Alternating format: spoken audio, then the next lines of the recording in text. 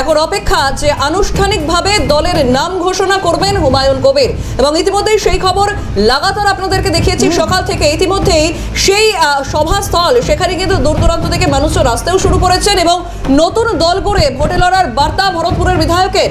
কিন্তু এখন প্রশ্ন যে এই নতুন দলের নাম কি হবে, নতুন দলের প্রতীক কি হবে? কারণ প্রতীকের জন্য কিন্তু ইতিমধ্যেই 3টি অপশন বাছা হয়েছে, কিন্তু এই নতুন দল বা তার প্রতীক সবটাই কিন্তু সামনে আসবে, প্রকাশ পাবে অনুষ্ঠানে, মূল অনুষ্ঠানে। এবং যেমনটাই কথা ছিল যে বেলা 12টায় শুরু হবে মূল অনুষ্ঠান, ইতিমধ্যে বেলা 12টা বেজে গিয়েছে।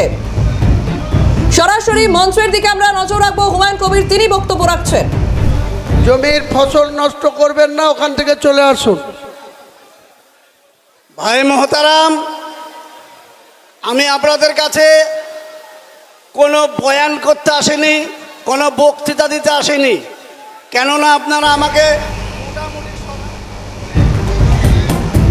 হুমায়ুন কবির অবশ্যই তিনি পৌঁছে গিয়েছেন, আমরা যা দেখলাম, এবং চারপাশের যে পরিবেশ সেটাও কিন্তু গতকাল থেকে তিনি পরিদর্শন করেছেন। আর কিছুক্ষণ পর তিনি আনুষ্ঠানিকভাবে নিজের দলের নাম প্রকাশ করবেন। কিন্তু তার আগে মঞ্চে যারা আরো অন্যান্য কার্যকর্তারা রয়েছেন সঞ্চারী, আমরা সেটাও দেখতে পাচ্ছি, সব দিক খতিয়ে দেখা হচ্ছে, একেবারে সমস্ত দিক খতিয়ে দেখা হচ্ছে। এবং ইতিমধ্যে কিন্তু বহু জায়গা থেকে মানুষজন আসছেন, দূর দূরান্ত থেকে মানুষজন আসছেন।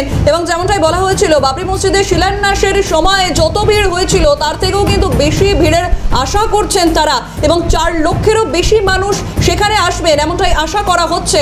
কিন্তু এখন আপাতত নজর সেদিকে যে কত মানুষের সমাগম হয় এই আজকের মঞ্চে এবং সেই সভাস্থলে। এবং মৃন্ময় গোস্বামী রয়েছেন আমাদের সঙ্গে, আমাদের প্রতিনিধি। মৃন্ময়, যে নজরে রেখেছি আমরা সেই ইতিমধ্যেই যে পরিস্থিতি, এই মুহূর্তে কি ছবি সেখানে? বেলা 12টা বেজে গিয়েছে এবং আমরা দেখলাম ইতিমধ্যেই কিন্তু হুমায়ুন কবির তিনি পৌঁছেছেন।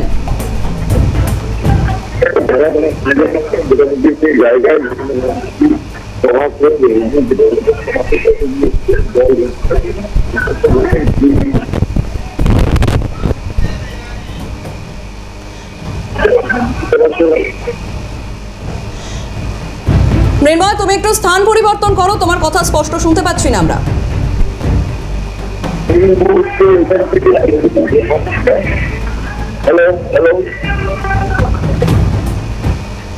মৃন্ময়কে আমি সঙ্গে রাখবো, মৃন্ময়কে সঙ্গে রেখে আরও একবার জানাবো। মৃন্ময়ের সঙ্গে আমরা একটু পরে আবারও যোগাযোগ করছি, কারণ কিছুই স্পষ্ট এসে পৌঁছচ্ছেন না। এবার যে বিষয়টা হচ্ছে হুমায়ুন কবিরের এই যে দল ঘোষণা, যেমনটা সঞ্চারে আমরা আলোচনা করছিলাম যে এর আগে তিনি নতুন দল করার কথা তো বলেছিলেন, শুধু কি তাই? একেবারেই নয়, নতুন দল ঘোষণা হতে পারে এবং ভোটের আগে নির্দিষ্ট বেশ কিছু স্পেসিফিক রাজনৈতিক দল, স্বীকৃত রাজনৈতিক দলগুলো ভোটে লড়বে, এটাও স্বাভাবিক বিষয়। নতুন দল তৈরি হয়, কমিশনের সেখানে ছাড়পত্র মেলে, কিন্তু বিষয় হচ্ছে নতুন দল গড়ে তারপর ভোটে লড়ার যে বার্তা হুমায়ুন কবির দিয়েছেন, এটাই কিন্তু এখন সব থেকে বড় একটা ফ্যাক্টর হতে চলেছে। কারণ বারবার আমরা দেখেছি হুমায়ুন কবির তিনি কিন্তু হুঁশিয়ারি দিয়েছেন এবং জবে থেকে তাকে সাসপেন্ড করা হচ্ছে। কারণ তোমার মনে থাকবে যে ভরতপুরে যেদিনকে বহরমপুরে সভায় এসেছিলেন মমতা বন্দ্যোপাধ্যায়, সেদিনই যে তাকে সাসপেনশনের সিদ্ধান্ত, এবং সেই সময় তৎমুহূর্তে তিনি মাঠ ছেড়েছিলেন। তারপরে দেখা গিয়েছিল তিনি একের পর এক নানা বিতর্ক এবং নানা বক্তব্য হুমায়ুন কবিরের রয়েছে। গতকালে আমি 2-1টা বক্তব্য হুমায়ুন কবিরের শোনানোর চেষ্টা করব, ঠিক নতুন দল করার আগে তিনি কি বার্তা দিয়েছিলেন, যদি এই বক্তব্য শোনানো যায়। সঞ্চারী, একেবারে গতকাল, অর্থাৎ গতকালই কি বার্তা দিয়েছিলেন হুমায়ুন কবির এবং নতুন দল নিয়ে কি বলছেন তিনি তো আমরা শুনবো। কিন্তু তার আগে আবারও মৃন্ময়ের সঙ্গে আমরা যোগাযোগ করতে পেরেছি। মৃন্ময়, এই মুহূর্তে কি পরিস্থিতি? কারণ বেলা 12টা বেজে গিয়েছে, হুমায়ুন কবির পৌঁছেছেন সেখানে, অনুষ্ঠান শুরু হবে কখন?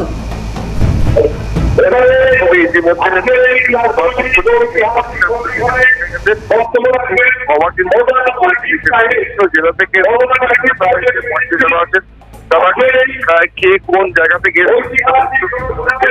এবং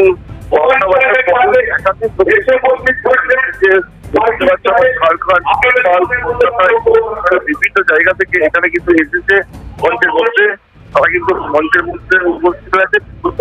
হুমায়ুন কবির কিন্তু দলটা কথা বলেছেন যে দলটা তিনি ঘোষণা করেছেন আনুষ্ঠানিকভাবে, 3টি প্রতীক তিনি করেছিলেন।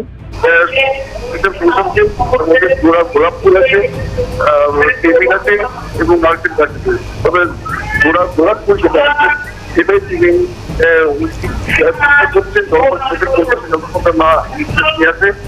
এলাকায় বলে গেছে লোকজন করার পদক্ষেপ নেওয়া হয়েছে এতে কোনো অশান্তি না হয়। মঞ্চে হুমায়ুন কবির উপস্থিত হয়েছেন এবং বিভিন্ন জেলা থেকে যারা যে পদে থাকছেন সেই পদে অংশগ্রহণ নেওয়া হয়েছে।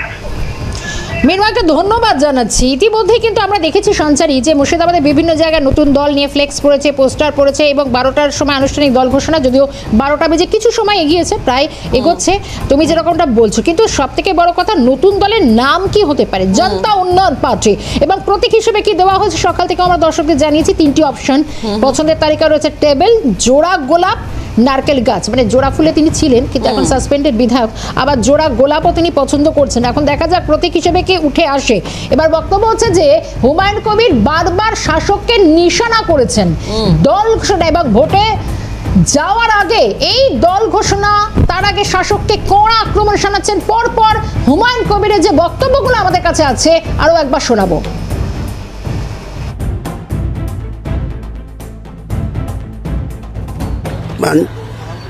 जा रहा है वहाँ 12 बजे से वो कार्यक्रम शुरू होगा। बाद में आपको पता मिल जाएगा क्या हो रहा है। बंगाल को आम आदमी को लिए काम करने के लिए ये नया पार्टी बन रहा है। तो राजनीतिक जो पार्टी कर रहा है ये तो कोई खेलने के लिए नहीं करा, इलेक्शन के लड़ने के लिए, आम आदमी को काम करने के लिए, उनको जिम्मेदारी लेके उनको पास रहने के लिए तो पार्टी खोल रहा है। तो चुनाव आएगी तो क्लियर हो जाएगी वो कितना सीट में मैं चुनाव में लड़ेंगी। প্রয়োজনে 294টাই লড়ব। অপেক্ষা করুন, ইলেকশন কমিশনকে ইলেকশনের সূচি ডিক্লেয়ার করতে দিন, তখন প্রার্থী ডিক্লেয়ার হবে। এখনো ইলেকশনের অনেক 2026-এর এপ্রিলে ইলেকশন হবে। আমি আজকেই রেকর্ড করে দেব যে বাংলার 294-এর মধ্যে মুর্শিদাবাদের 4টে সিটে প্রার্থী ডিক্লেয়ার করব, আর পশ্চিম মেদিনীপুরের খড়গপুর গ্রামীণের প্রার্থী ডিক্লেয়ার করব। এই হচ্ছে হুমায়ুন কবির। কিছু হারানোর নেই। নতুন করে আমার কোনো সিংহাসন দখল করার স্বপ্নও আমি দেখি না। নতুন করে আগামী দিনে হুমায়ুন কবিরের পার্টি আম জনতার জন্য কাজ করবে, সাধারণ মানুষের জন্য কাজ করবে, এটাই আমার লক্ষ্য। শর্মিষ্ঠা, যেমনটাই জানাচ্ছিলে তুমি যে শাসক দলকে রীতিমতো নিশানা হুমায়ুন কবিরের, এবং আমরা দেখেছি গতকাল থেকেই দেখেছি, যদিও হুমায়ুন কবিরের বিস্ফোরক মন্তব্য এমন কিছু নতুন বিষয় নয়, কিন্তু তাও দল ঘোষণা করার আগেই গতকাল থেকে একের পর এক মন্তব্য তিনি করেছেন এবং রীতিমতো তার নিশানায় শাসক দল। এবং তিনি বারবার যে কথা সামনে এনেছেন তাতে তিনি শাসক দল এবং বিজেপি এই দুজনকেই সাইডে রেখে এবং অন্যান্য দলকে আহ্বান জানাচ্ছেন যে তারা আসন সমঝোতা করতে পারে, তারা আসন ভাগ করতে পারেন, এবং তার সম্পূর্ণ লড়াই হচ্ছে বিজেপি এবং তৃণমূলের বিরুদ্ধে। সে কথা কিন্তু তিনি বারবার উল্লেখ করেছেন এবং বিশেষভাবে মমতা বন্দ্যোপাধ্যায়কে চ্যালেঞ্জ করেছেন হুমায়ুন কবির। একদমই তাই সঞ্চারী, যে দেখো তুমি যে বলছো যে একের পর এক দলের জন্য, কারণ তিনি বলছেন যে সকলকে নিয়ে চলার একটা আহ্বান দিয়েছেন। তাদের মধ্যে কারা কারা থাকছে? কিন্তু রাজনৈতিক দলগুলোকে সঙ্গে নিয়ে চলার চেষ্টা করবে, সঙ্গে মানুষের জন্য কিছু করতে চান। এই নতুন দল ঘোষণা তিনি বলছেন যে প্রত্যেকটা রাজনৈতিক দলগুলোর জন্য কিছু সিট রেখেছেন। তিনি বলছেন কংগ্রেসকে বেশ কিছু আসন তিনি ছাড়বেন, অধীর রঞ্জন চৌধুরী তাকে স্বাগত, আইএসএফ এর জন্য একটি আসনে বরাদ্দ রেখেছেন, সিপিএম এর জন্য আসন বরাদ্দ রেখেছেন, কিন্তু একই সঙ্গে বিজেপিকে একটু সাইড করতে এবং শাসককে পরাস্ত করতে, এই ফর্মুলা নিয়েই তো মাঠে নেমেছেন হুমায়ুন কবির।